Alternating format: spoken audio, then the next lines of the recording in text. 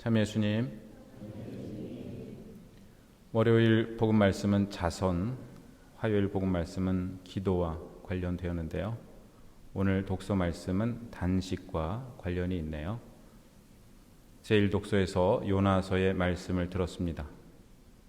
하느님께서 요나에게 니네베로 가서 회개를 선포하라고 하셨지만 요나는 이스라엘을 괴롭히던 아시리아의 수도 니네베가 차라리 망했으면 좋겠다고 생각해서 하느님 명령을 거부하고 도망쳤습니다.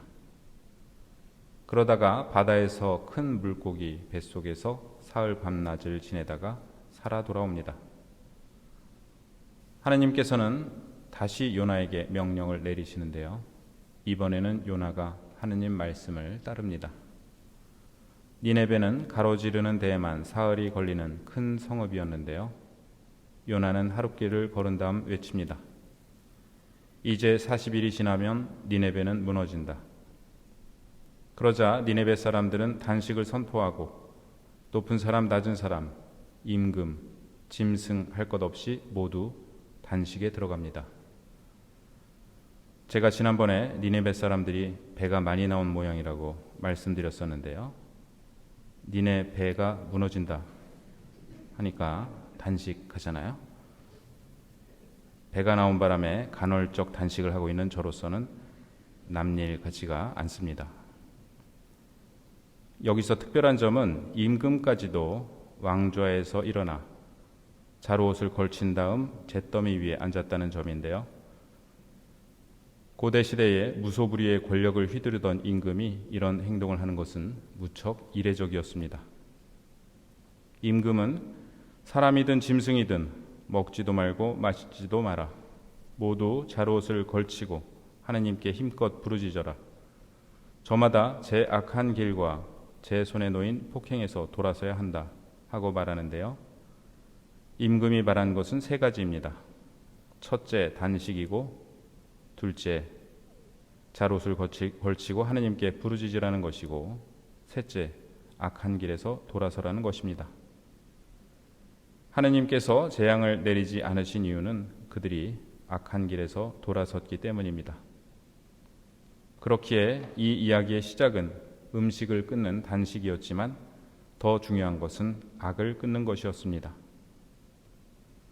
복음에서 예수님께서는 모여든 군중에게 이 세대는 악한 세대다라고 말씀하십니다.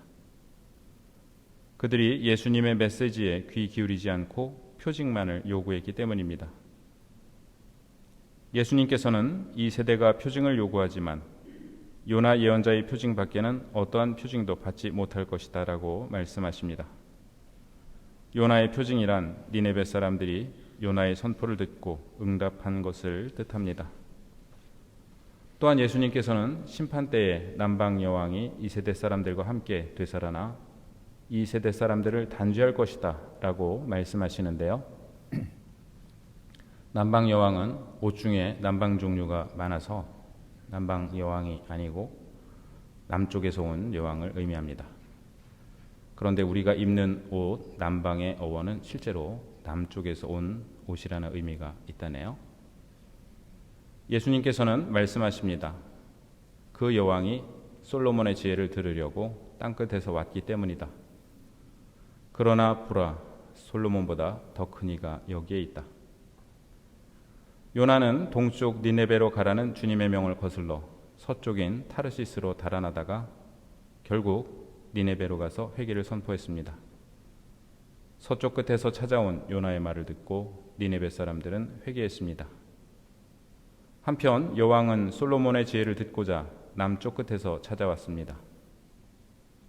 이방인들이 세상 끝에서 하느님께서 하시는 일에 응답하고 있는데 정작 예수님과 함께 있던 사람들은 예수님의 메시지에 응답하지 않고 새로운 표징만을 요구하고 있었습니다.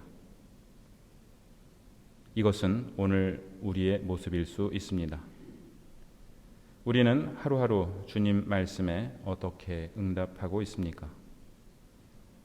요즘 성경에 대한 관심이 그 어느 때보다 높고 온라인에 좋은 성경 강의들도 많이 나와 있습니다. 그런데 말씀에 대한 관심이 높아진 그만큼 말씀에 대한 실천이 늘어나고 있는지 성찰해 보게 됩니다.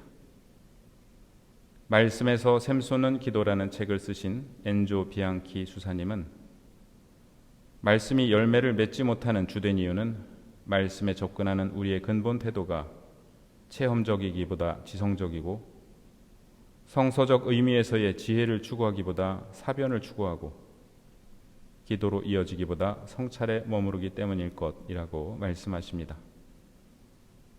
어떻게 하면 성경 말씀을 실천할 수 있을까라는 고민보다 이 말씀이 무슨 뜻이지? 라는 지적 호기심이 더 강해진 것 같은 느낌이 드는데요. 마카리오 교부는 이렇게 말씀하십니다. 이해할 수 있었던 분량에 만족하고 그것을 실천에 옮기도록 애쓰시오.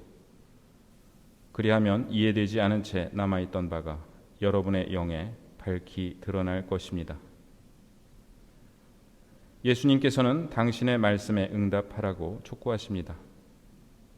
말씀에 응답하는 유일한 길은 말씀이 실현되도록 헌신하는 것입니다. 말씀의 의미를 전부 다 이해하는 것보다 내가 이해한 단 한 가지라도 실천하는 것이 말씀을 열매 맺게 하는 일입니다. 우리는 40일 동안 단식을 하지는 못하지만 매일매일 조금씩 할 수 있는 다른 단식들이 있습니다. 예를 들면 간식 줄이기, 불평 멈추기, 이웃 흉보지 않기, 온라인 영상 시청 시간을 줄이고 대신 성경 읽고 기도하는 시간 늘리기 등입니다. 우리는 오늘 주님 말씀에 어떻게 응답하겠습니까?